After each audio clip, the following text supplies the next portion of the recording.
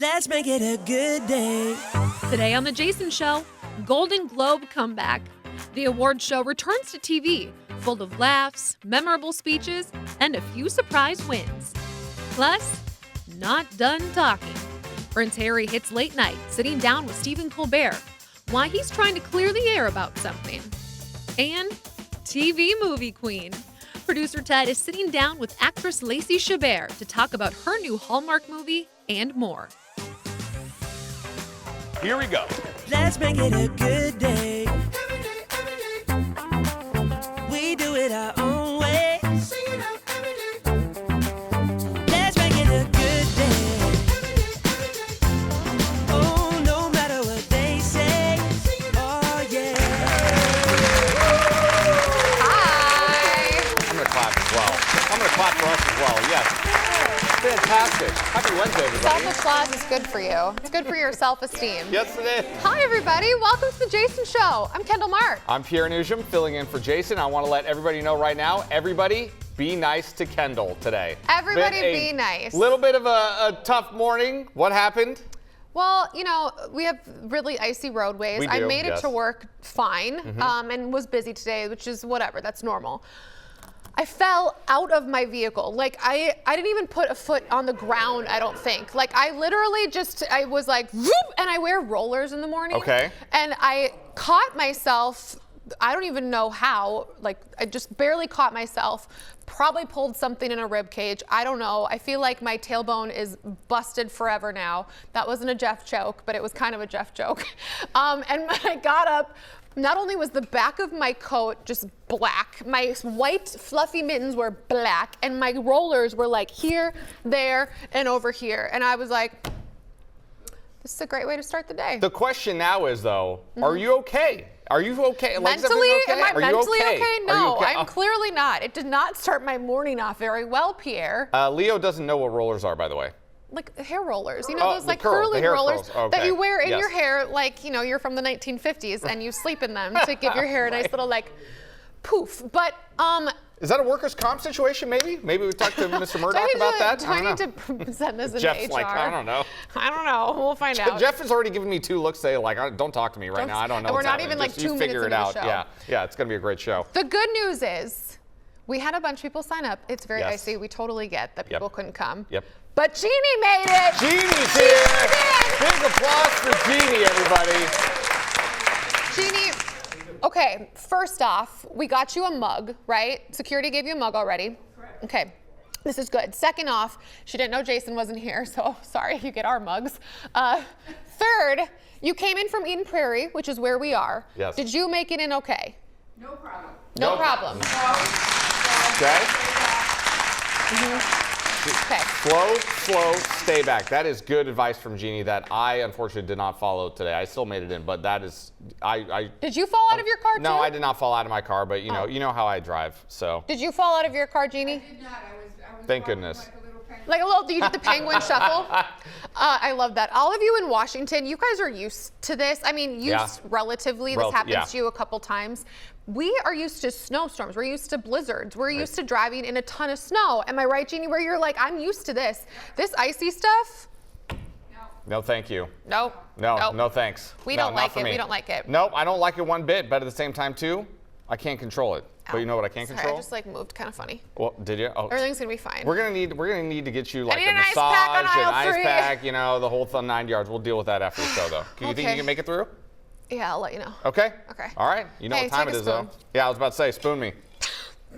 Whatever that means. Okay. I shan't be spooning, Pierre. Yeah. Anytime spoon. If we ever do, I get to be the big spoon. Got it. I messed it Glad you up. cleared that up. Just roll it, Leo. Yeah, keep going. Oh. Good bite. All right. Award season has officially begun. We love Yes. award season. The Golden Globes were held last night, and there were several memorable moments. First up, Gerard Carmichael was the host for the evening, pulled no punches when calling out the show's board of directors for their sketchy history when it comes to race. Take a look. Welcome to the 80th annual Golden Globe Awards.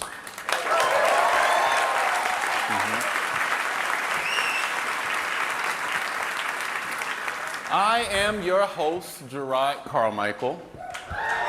Sure. And I'll tell you why I'm here. I'm here because I'm black. You know, oddly enough, believe it or not, there are two people, as you can see, on this set. Only one of us watched the show, and I can't believe it myself, but I was the one that watched the show. You did not watch the show. I'm sorry. Goodness great. I mean, I had homework to do, so that was essentially my homework for the Okay, you're evening. making me look really bad, like I forgot my homework. The dog ate it. The dog ate her Golden Globe. What Thank can we you. say? Jeannie knows. Among the big winners of the night was HBO's The White Lotus, that won for Best Limited Series. Yes, Jennifer Coolidge won for Best Supporting Actress in the series and had a memorable acceptance speech. Take a look. Mike White, you have given me hope for you've given me a new beginning. Even this is the end, because you did kill me off, but it doesn't matter, because even if this is the end, you sort of changed my life in a million different ways, and my neighbors are speaking to me, things like that. And no, I mean it. None of those people, I was never invited to one party on my hill, and now everyone's inviting me. Mike White is the creator of The White Lotus. The White Lotus later went on to win for Best Drama. Terrific show. Jennifer Coolidge gave maybe the best speech of the night. I thought she was very entertaining, very worthy of that award. It was like a loved the show. 5-minute speach, right? Yeah, it was something like that. She was terrific. Terrific. She's always the funniest person. By the way, spoiler alert, hopefully if you haven't seen the show, he didn't get anything spoiled by that acceptance speech. Well, you know, but season 2, I enjoyed season 1. Season 2 was on another level. It's terrific. The finale I thought was a tad underwhelming, but overall though, the season was terrific. Terrific. Yeah. All right, Eddie Murphy got a Lifetime Achievement Award. About time. About time is right. And he had a message for the next generation of actors and comedians. All the new up-and-coming dreamers and artists that are in the room tonight, I want to let you know that there is a definitive blueprint that you can follow to achieve success, prosperity, longevity, and peace of mind. It's a blueprint, and I followed it my whole career. It's very simple. It's 3 things. You just do these 3 things. Pay your taxes, mind your business, and keep Will Smith's wife's name mouth.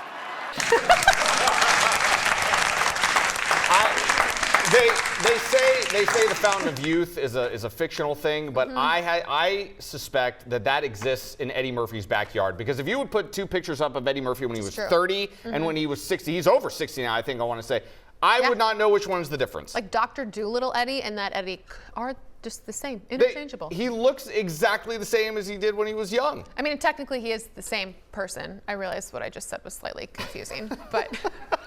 I have a very soft spot for Eddie Murphy. Beverly Hills Cop is one of my all-time favorite movies. I love that movie. I watched it as a kid with my dad when my mom wouldn't let me watch that movie, but she wasn't there. So me and my dad watched it, and when I saw him laughing, I was like, oh, okay, this is okay. This is funny. This is good. We should so laugh. Yeah, so that movie holds a very soft spot in my heart, that's for sure. And finally, it wouldn't be an award show unless one of the winners told the band to be quiet. That honor goes to Michelle Yeoh, who won Best Actress in a Musical Comedy Motion Picture. Take a look. Then along came the best gift. Everything, everywhere, all at once. Shut up, please. I can beat you up, okay? And that's serious. Look out now. All right, she won for Everything, Everywhere, All at Once. Have you seen the movie?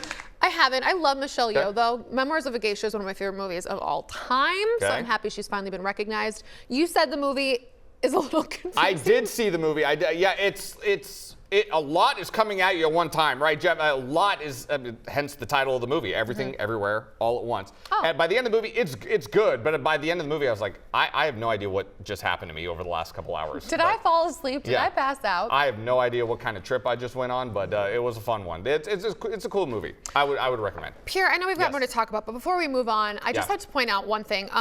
You wrote notes because, again, like you said, you wanted to do your research for the show today.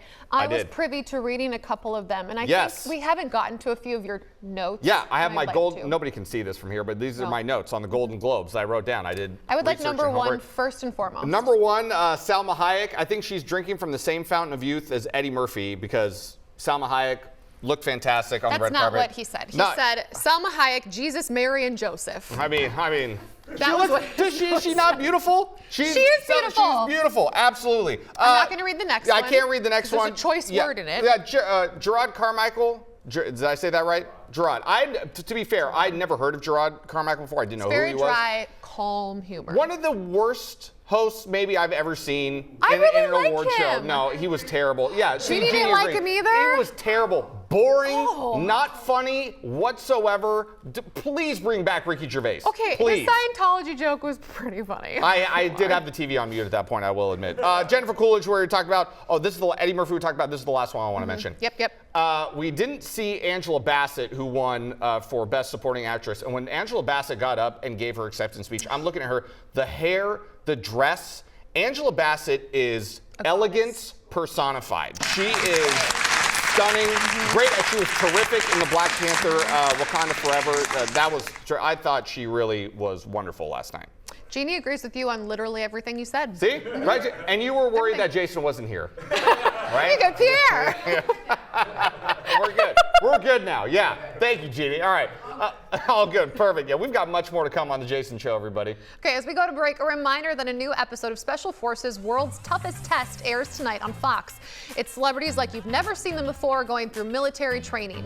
The show features stars like Jamie Lynn Spears, Mel B, and Real Housewife Kenya Moore. Check it out at 8 tonight. And in honor of the show, Fox 9 is giving away a Lululemon Studio Mirror Pro. It's the ultimate in-home gym.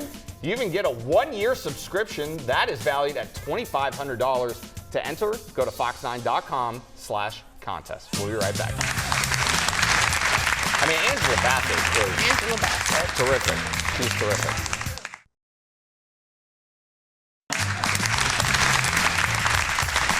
Happy Wednesday, y'all. On Wednesdays, we wear pink.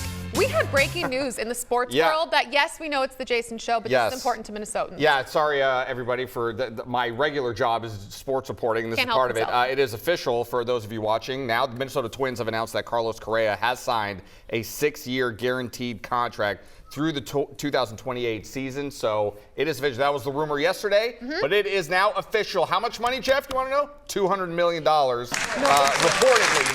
I should say. That has not been confirmed by the Twins. Jeannie, your thoughts. Jeannie, your thoughts. Yeah, Jeannie, your thoughts on Carlos Correa being a Twin. Do we interrupt you? Do we interrupt? I was having a little time with my friend here. Absolutely. Jeannie, watch your hands. Yeah, oh my goodness. Yeah, there it is. It's all good. Very G-rated. It's all also, good. watch the Bears' hands. You never know where they're going to fall.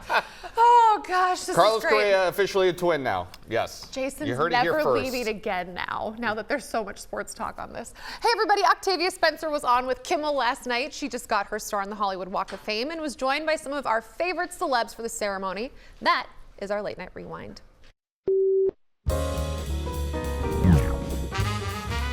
Traditionally, what you do is you ask a couple of famous friends to come and speak on your behalf. Your friends were Allison Janney and Will Ferrell. And have you known both of them for a long time?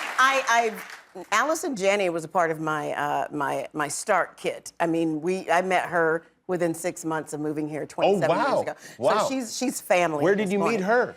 I met her through a mutual friend, Tate Taylor. He's kind of like the mayor of everywhere. Okay. And Tate introduced me to Janney, and I've been a fan of Will's. We worked together on Spirited, and he was just right. I mean, he's stuck with me now, poor thing. He's the best. Yeah, he's a great guy. Allison, I think, has a star on the Hollywood Walk of Fame. Yes, she does. Yeah. So now you guys really made it after knowing each other as young kids. It's kind of crazy, you know. Did you and Allison hit it off right away? No. We kind of found out we liked the same guy. Oh, was it Tate? I'm never gonna say who it was. Now this is fun. Okay. I love Octavia Spencer. She's delightful. Did you see, she mentioned it with Will Ferrell. Did you see Spirited? It was on Apple TV Plus. No, I have not seen that. Oh, it was so good. Will Ferrell was in that? Yes, it was him and Ryan Reynolds. She was in it, obviously. It was kind of a remake of the Christmas, why can't I think of what it's called? Thank you. A Christmas Carol. I was going to say a Christmas Story. A Christmas Carol. Not to be confused with The Leg Lamp. A Christmas Carol. Watch it next year. I pride myself on not missing anything with Will Ferrell, and I completely dropped the It ball was on a this. musical. You even like musicals. I do. Yeah, I am a fan of musicals. So yeah, I need to check that out. Absolutely. Work Next, on it. yeah, I will. Next in the dish, Prince Harry's new book, Spare, is out now. He went on The Late Show last night and had an in-depth conversation with Stephen Colbert about the book, and he wanted to clear the air about a part in the book that the British press has run with and taken out of context. Take a listen to this. Without doubt, the most dangerous lie that they have told is that I somehow boasted about the number of people that I killed in Afghanistan. I've read that section of the book, and without reading the entire thing right here, to me, it's a very thoughtful description of what that knowledge is like to have and what the experience is to know that you have done this in order to protect what you believe is good in the world from those who would wish to destroy it. There's nothing boastful about it. And I think the most important thing here is not only the context, but the reason as to why I decided to share this in my book. Because, again, to the vets here and to the civilians here, which may feel as though this is slightly a weird conversation to have, especially on this show of all shows, but I made a choice to share it because having spent nearly 2 decades working with veterans all around the world, I think the most important thing is to be honest and be able to give space to others to be able to share their experiences without any shame. And my whole goal and my attempt with sharing that detail is to reduce the number of suicides. Well, Prince Harry spent 10 years in the British Army. I mean, not to get too serious about it, but I can't imagine that would be something anyone would be walking around bragging about. I mean, it's a traumatic experience for everybody involved, but I mean, it's the ugly side of military forces, but Right. you know. Right. And no matter how you feel about Harry and Meghan, the fact that he, over the last decade of his life, since being in the military and then not being in it, he's been very, very vocal about how it affected him, how much he wants to give back to different families who've been part of the military. He even created games, I can't remember what he calls them, the Invictus Games for former members of the military. And I think, so for him to talk about this and say, listen, you can't get this so wrong, when my whole point was definitely not how you're taking that. Good for him for, you know. I would agree. I would agree entirely, yeah. Well, Harry also talked about his mom and coping with her death. Take a look at that. You engage in something that I think we've discussed this briefly, that I lost several members of my family when I was a little bit younger than you, and I engaged in a lot of magical thinking about where they were, and perhaps they weren't dead. And you talk about this all through this book, and it's one of the things that was so resonant to me, was the belief that, no, my mother is alive. She's out there someplace, and someday she will show up. That's a recurring theme throughout this. Did you have an image of your mind of where she was and what she was doing all this time? For those years, I mean. Yeah, for many years, I had dreams. I was convinced that she was still alive. I mean, I was 12 years old. And did you see her did you think you saw her places? Only a handful of times. But I had to believe that she was still alive. I could not face the reality that she was gone. Where did you imagine she was? Hiding. Taking a break, plotting, planning, and then coming to get me and William to get us out of there, because it was unbearable for her. Stephen, by the way, went on to say, I don't want to call it hiding, but what you and Meghan then did was eventually removing yourself, which is exactly what you imagined your mother doing when you were going through that. You might have caught the beginning of that clip. If you didn't know, Stephen's dad and 2 of his brothers died in a plane crash when Stephen was just 10 years old. Harry says therapy in recent years has really helped him cope. So, big interview. It was about a 36-minute section of Stephen Colbert's show. If you want to watch the whole thing, you certainly can. But I'm curious to read more about the book now that it's actually out. It's been over 25 years since the death of Princess Diana. I still remember like it was yesterday, summer of '97. My mom and dad, we were at a party for friends of my mom and dad. We came home that evening, flipped on the TV, and we saw the news. I still remember it very vividly, and I can't believe it's been that long. I do too. I was 7 years old, and there's context to this. So I was really young when this happened, and I remember coming home as well, and my mom was crying, and I was like, "Mommy, what's wrong?" And she said, Princess Diana passed away, and it was a huge moment. Even as a little kid, I very distinctly remember. Very distinct moment, yeah. That was a very distinct moment. Okay, in much lighter news, I need to update everybody with Genie and the bear. He is now officially buckled into a seat. Yes, strapped in. We have him strapped in. Genie, is he safely buckled in? It's all good? Good? He's good. Yeah. Okay, very good. Lose a little weight. Yeah, does he? Maybe. It's a little tight around the middle. New Year's resolution for the bear. Maybe we'll get to that a little later in the show. Thank God Lindsay Yeah. Ogden's here. I mean, she Yeah. can help him if he's got any New Year's Absolutely, resolutions. yeah, absolutely. It's coming up later. Oh gosh, next in the dish, good news for the middle school version of Pierre and producer Ted. Why? What am I talking about? I don't know. Netflix is ready to debut a new documentary all about Pamela Anderson. Oh, okay. It's called Pamela, A Love Story. Yeah. I didn't sleep last night at all. If anybody is watching this, I blocked that stolen tape out of my life in order to survive. And now that it's all coming up again, I feel sick. I want to take control of the narrative for the first time.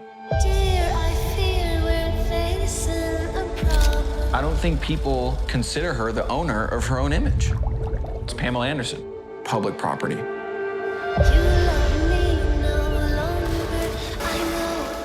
I didn't feel like I had a lot of respect. Did you want to be a serious actress? I am a serious actress.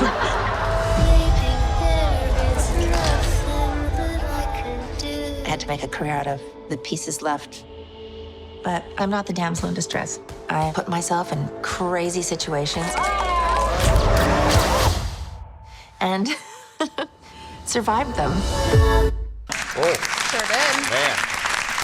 She has always reminded me, and hear me out, a little bit of a more modern day version of Marilyn Monroe. I can see where you're coming from with that. In that she's a massive sex symbol that Yep. eventually her identity as an actual human being was completely taken away from her. And you can obviously argue like by your own personal choices and what you choose to do and what you choose not to do, but still the way that she was sensationalized at that time and the way that we treated specifically female celebrities at the time. You heard it. You heard it in the beginning of that documentary. She said Pamela Anderson was no longer my name. It's like Right. public property. I mean, she was a global megastar, and every kid that I knew probably had a poster of her up on the wall at the time. I mean, Did you have one? No, I don't think I did. You went Carmen Maybe Electra? I did. I wouldn't put it past me to have the Carmen Electra one over there either. I probably would have had them both and been just fine. Yeah. Maybe David Hasselhoff. I don't know. I'm not judging. I love his music. You know? Hey. What? The doc hits Netflix in a few weeks if you're interested, by the way. I am interested, actually. I will be checking that out. Next in the dish, it's the series we all need. Netflix has dropped the trailer for Gunther's Millions, also known as the world's richest dog. Take a look. Il cane che deve stare meglio possibile. So we got Madonna's mansion. Abbiamo cominciato a mettere su un gruppo musicale. He wanted young people who were fantastic looking to live with a rich dog. Are you crazy?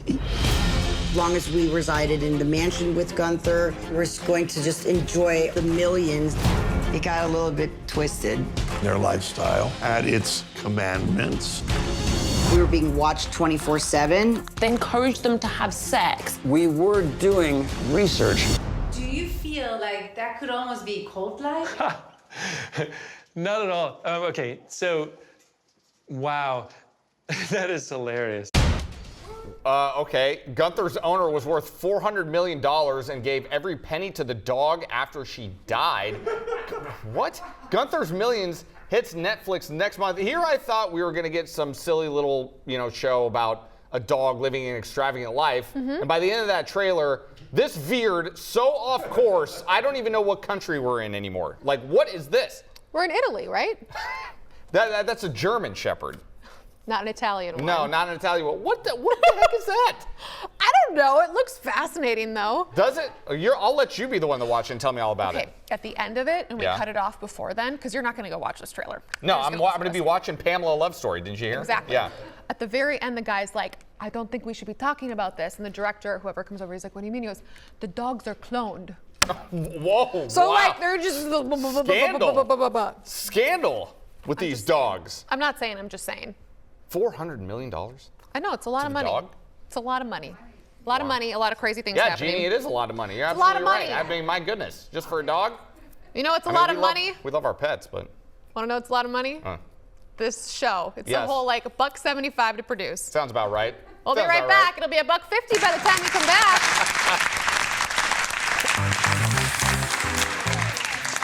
The Christmas movie queen is moving to mysteries. Lacey Chabert has a new Hallmark movie premiering this weekend. But first, She's talking to producer Ted about holiday movies, Melissa Peterman, and more. Plus, what to watch. Here and I are sharing our latest streaming obsessions, including a new docuseries and a spin-off from a hit movie. And a dessert that not only tastes good, but is healthy as well. Fitness coach Lindsay Ogden returns, coming up on The Jason Show.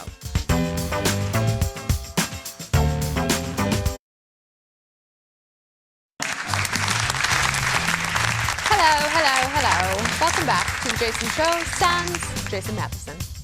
But I'm here in Newsroom. I'm filling in for him. Yeah. I think the show's going well. I think so too. Don't you?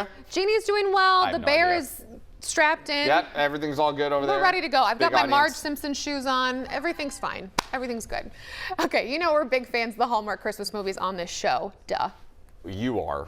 Well, Ted and I, we oh, love okay. them. All right, fine. That's fair. I know you're a big fan, that's for sure. The queen of all those movies, Lacey Chabert, also does other Hallmark movies, including a sequel trilogy to The Wedding Veil. So when Hallmark asked if we had anyone who wanted to interview her, producer Ted said, of course we do, obviously. Obviously. And he booked himself. Take a look. So good to see you. You too. So before we get into The Wedding Veil and the whole trilogy, we are big fans of Hallmark Christmas movies on this show. Okay. And I actually review them. And then we have like a checklist. So it's like, is there a kiss in a gazebo check, you know? And the last thing on the checklist is Lacey Chabert in the movie. So sometimes it's a check and sometimes it's not. But so we are big fans of yours and of Hallmark. Tell me about The Wedding Veil, the second trilogy, 3 movies, 3 weeks. How does this work? Yeah, so the original trilogy was last year, and we were so appreciative and thankful that the audience tuned in, and they seemed to really enjoy going on the journey, not only in the romantic stories, but of the friendships.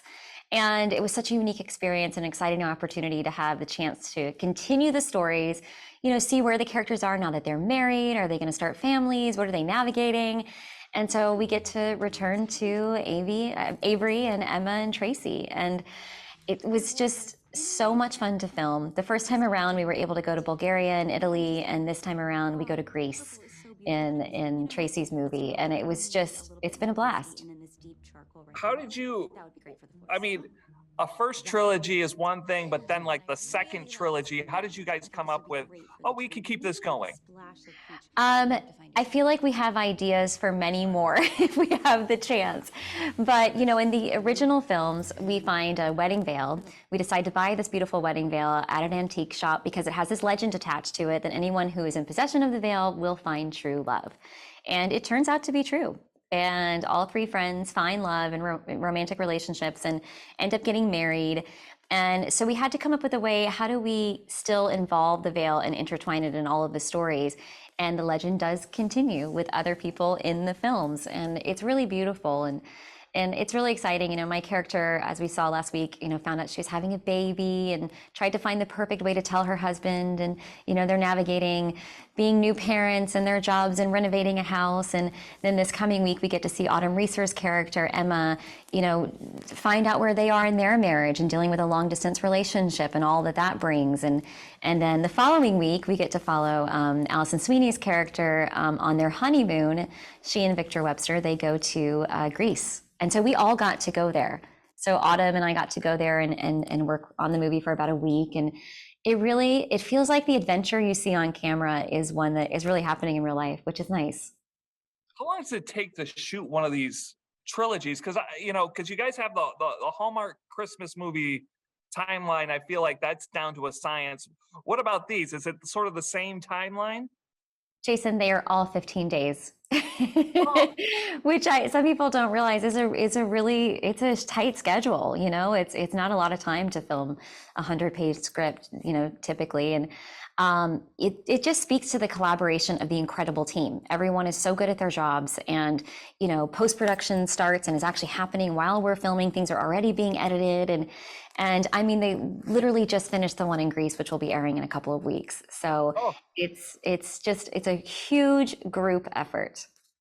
So when do you start, now shifting gears, when do you start shooting the Hallmark Christmas movies? Well, we typically do those during the summertime. That's how the schedule usually works out. In Haul Out the Holly, I think we filmed in August in Salt Lake City, which was beautiful, but they were unfortunately having an incredible heat wave that week. So the whole cast, and much of the movie is outside in the cul-de-sac. And so the whole cast were all bundled, scarves, hats, gloves, the whole thing. And it's 100,000,000 degrees. And you're just like, okay, we're making a Christmas movie. But sometimes we're actually able to film them in the wintertime too. It kind of just depends. Okay. Yeah. So we had Melissa Peterman, who you know, good friend of our show. She was on last week. She said it was 106 degrees. I thought she was exaggerating. No, it really was. At one point, the car thermometer, I think, said 111. I was like, what is happening? But can I just please stop for a second and say how much I love Melissa? She is such a doll. She is so funny, as everyone knows, but she's as funny also in real life. And she's such just a loyal, amazing friend. And it had been a dream of mine to work with her again in something, especially a Christmas movie. So the fact that it worked out, and it was just a dream come true. She was so, so, so good. Could we see Lacey and Melissa Peterman Part 2? 100%, yes. I don't know exactly what that'll be, but we already have some ideas. I do have to say quickly that comparing this past season's slate of Hallmark Christmas movies, I thought people say that, it's got the, a formula, the plot line are the same. I thought this round of movies was as original as I've ever seen before. That's so great to hear. Yeah, I'm really proud of the stories that we're able to tell, especially in the styles of movies. Like for Christmas, Haul Out the Holly, that was a real comedy, and that's something I hadn't done as a Christmas movie before. And, and while still maintaining what I think what it is people come to Hallmark for, which is to feel good and that feeling of community.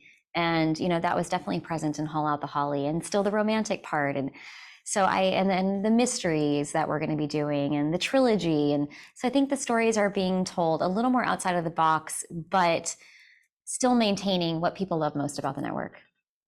Well, we are big fans, Hallmark. We are big fans of Lacey, and we can't wait to watch. Oh my gosh. Thank you guys so much. Thank you. I just want to point out really quick, for those of you just joining us and you don't know who I am, my role here at Fox 9 is sports reporting. Sports is my primary responsibility. Yep. But this week I've seen Ted talk to Jessica Chastain and now Lacey Chabert, and it occurs to me that all I do is talk to big, sweaty, hairy men. And something has clearly gone wrong in my career and life, because Ted is just living the high life talking to these Hollywood starlets on a daily basis. I'm really sorry, Pierre. What did I do wrong? There's nothing else I can say. I mean, you're right. You were right. Ted's got the best job of them all. He really does. Come after your job, Ted. Congratulations. Yeah. By the way, The Wedding Veil Expectations next airs on Hallmark Channel on Thursday evening, and the rest of the Wedding Veil trilogy will debut all month long. We'll be right back, everybody. Stay with us. I mean, he's got a great job, Ted, though. I mean, seriously. It's going to do all the pretty I do have a fun job, to be fair.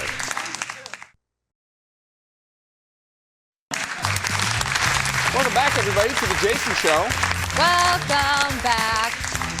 Okay, we do have another breaking announcement. Eric, I'm going to need you to move over to the Genie Cam, if you could do that, please. That's what we're calling it. We have had this bear now since around Christmas time, and it is a giant teddy cuddle thing, but it hasn't really clung on to anyone until now.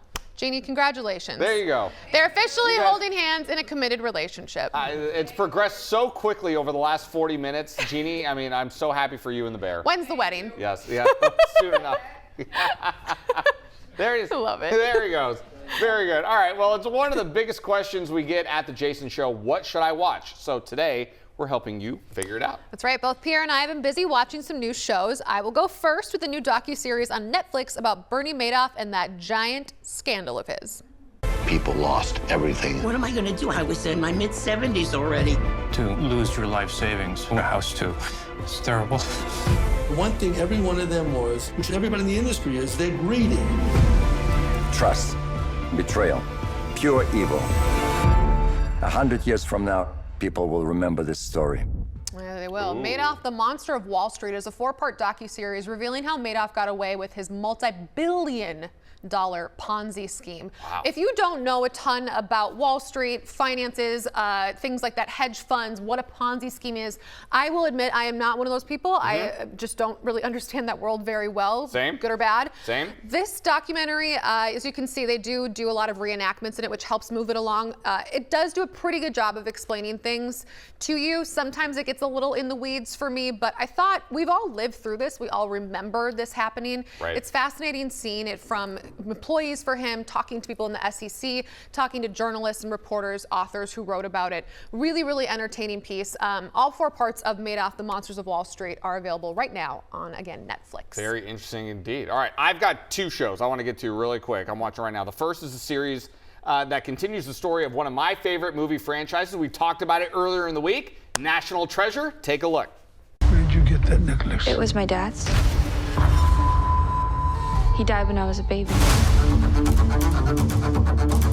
What is it?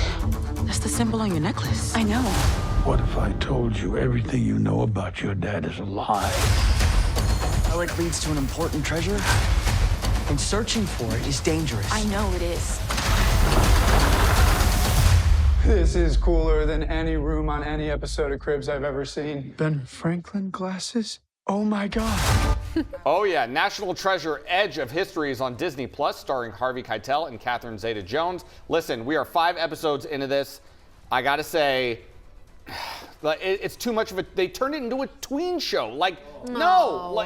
The last 2 episodes though have been pretty good. It's getting better, but so far, come on, Don't love it. No. All right. Okay. All right. The other show I'm loving right now is on Paramount Plus. Sylvester Stallone stars in the show. Tulsa King. He plays a mob boss released from prison after 25 years who starts over in Tulsa, Oklahoma. I have to say, I'm not all the way caught up. I am surprised by how good it has been. And, of course, it's Stallone. How am I not going to watch it? It's Stallone. Why not? It's still Sylvester Stallone. Terrific. Very engaging. Kind of funny at times, to be honest. But it's Stallone. Don't need to say anything more than that. I'm happy for you. Thank you. Thank you so much. But that, Watch we'll be right Tulsa back. King. Bye. Stallone. We're talking about Stallone. Who doesn't want to watch Stallone? I don't know. Maybe you.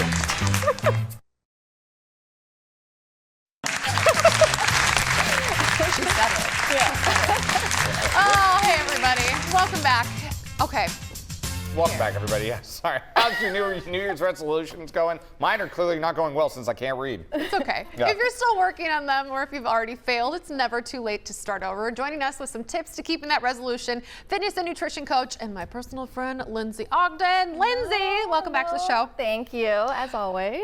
Okay, you've been posting a ton on your social media about keeping any kind of resolution going, specifically, of course, health, wealth, fitness. You've got a couple of tips because I know I need some help with keeping mine because I get to like mid-February and it's like, pump the brakes. Yeah. Well, that's longer Can't than do most. it. Did you guys know that National Quitters Day is actually Friday? I did not know Yes. that. There's Wow. a name. That's There's a actual thing? name. So Wow. we're gonna quit quitting, right? So Yes. normally with resolutions, with goals, we think big, and there's nothing wrong with that. But why we might fall into the quitting category is because we don't break things down to daily things we can do. Right. So James Clear, if you guys aren't familiar, he has a book called Atomic Habits. He says we don't rise to our goals, we fall to our systems. So we're going to talk about how we can take those resolutions and goals and make them into systems. Perfect. I love this. Okay, first up, like you're saying, so for me, I want to be better about working out more consistently. Like I currently get 2 to 3 times a week. I'd like to get to 4. It's not too big, but step 1 is take inventory. Yes, so step 1 when it comes to breaking this down is take inventory. And what that means is, what do I need to start doing? What do I need to stop doing? And what should I continue doing when I think of that goal? So yours is 4 days a week, right? 4 days a week. Okay. I can do it. And then what's your goal? Well, I don't know so much if I was recently told that I have the cholesterol levels of a 79-year-old man, so I probably need to like eat better. I think would fall into that category, so I'm going to go with that. So if you think about that being the big overarching goal or Yes. resolution, think right now, just one in each category. What is something you should start? Mm-hmm. What is something you should stop? And what is something, if anything, that you could continue that's helping you with that? Got it. So Got even it. if you name one of them. So for you, I know you're in a decent habit, so there's Mm-hmm. probably something that you can continue on with, or what should you start or stop? I think the thing that I should do more of is probably get back on my Peloton routine, because I really like riding, but it's just intimidating to go down there and I'm like, I don't feel like it. Okay, so we're saying start Peloton routine. Okay, so we're gonna bucket that. Right. We're gonna come back to that. Okay. And then what about for Well, you? I had a bowl of waffle crisp to start my day, which has got tons of sugar in it, so I probably should put that to the side and Okay. maybe do something better with that. So we have a stop. We have Yeah. a stop. Yes, Stop yeah. eating waffle crisp. Yeah, I Okay. did. Well, Okay. Have you had waffle crisp though? I mean, Stop. it's so good. Yeah, I do need to watch what I eat. It is true. I got to get into better habits of eating and cooking for myself. Yes. Yeah, So you keep Yes. going with the list, right? We're Yes. looking for one just because we only have so much time here. But ideally, if you're doing this at home, make a list for each of those. So we have a start for you and a stop for you. Right. So the next step is how do we add friction to things that we need to stop? And how do we remove frictions from things that we want easier, that we want to start? What do So you for mean by that? So, for example, for him, Yes. what's an easy way that you could add friction so you can stop eating that cereal? I guess I could buy some fruit instead. So don't buy the cereal, Yeah, right? don't buy the You're cereal. adding Yeah, friction. You're I am. adding friction. You're not making it as easy to have it. So for you, how could you make your Peloton routine easier? I could maybe not procrastinate on doing it. Like when I walk down the stairs and I go, oh, I have laundry to do. Oh, I think I should refold that blanket, you know? I mean, Yeah, right? Isn't that a yeah. huge thing for most people? So you're kind of hitting on what we call habit tying. So what's something you already do in your day that would take you down into that space and you start to habit tie that? So what if it is laundry? Every day you got to go down and get something. I'm going to now habit tie to something I already do every day and add my routine at that time. Okay. So make it easier. How do we remove the friction? Okay, I love this. Yeah. Okay, and step 3, because we definitely want to get to the healthy dessert, since a lot of us love dessert, is simplify your steps. So again, we're trying to take big things and make them small. So an example that I use is running. So think of running a marathon, right? Like that thought is a lot. There's a lot that goes into that. What's the first step I need to take? Put on my shoes. Right. So start to think of like what is the 2-minute or less step that you need to take to add into or get you in momentum towards that new habit. Got it. I love it. Okay, let's get to this healthy dessert really quick. This is my favorite part of the show. So keeping Lacey. with the simple Yes. theme, 2 Okay. minutes or less. Yes. A lot of times we think about healthy recipes. Recipes can take some time if we're baking. So simple, easy recipe for a healthier dessert is Greek yogurt. Yep. So unsweetened, higher in protein, B12, calcium. I add my own protein into it. So Okay. you have the vanilla one, you have the chocolate one. Oh, I like so this. we're adding more protein in, which is great when we have those health goals and with our nutrition. And then I brought an array of things that you guys can add in. So there's yeah. fruit options here. You can go with a nut butter or a honey. These. Looking at rice cakes, low calorie, crunchy, little sweet, adding those in. Chia seeds are great, granola. I mean, the options are really endless. I love that you added the protein to the yogurt to kind of help with that. So that's delicious. Simple and easy, guys. Perfect. Yeah. That's great. Thank you, Lindsay. We really appreciate Yes, it. thank you. Lindsay. For any of these tips and just to follow her on Instagram, go to Life with Coach Lo, L-O. We'll be right back, everybody. Try some of this now. You can actually eat it. Like just like that. Yeah. You can actually I'm eat good. it. Just like that, it's good. Well, I'm still working on this, that Lindsay, but this thing is delicious, by the way. And I'm just Kendall's gonna do this whole day. Welcome back, everybody. It's time for the world's shortest segment. Oh, I do have to You read do this? have to read Okay, this. my Yep, bad. that's Okay, you. today, a double take at Dunkin' Donuts. People at a Dunkin' in Medford, Massachusetts were shocked to see Ben Affleck working the drive-thru. The Boston native is known for his love of Dunkin', spotted carrying the coffee around many times. Reports are Affleck is filming a commercial, possibly for the Super Bowl, and his wife, Jennifer Lopez, will also appear as a customer in his drive-thru. At least it's not a new movie starring the pair. Aw, Ted. Wow, what a diss. Wow. Mean. Man, I did not write that, people. Go ahead and eat. I'm going to go back to eating.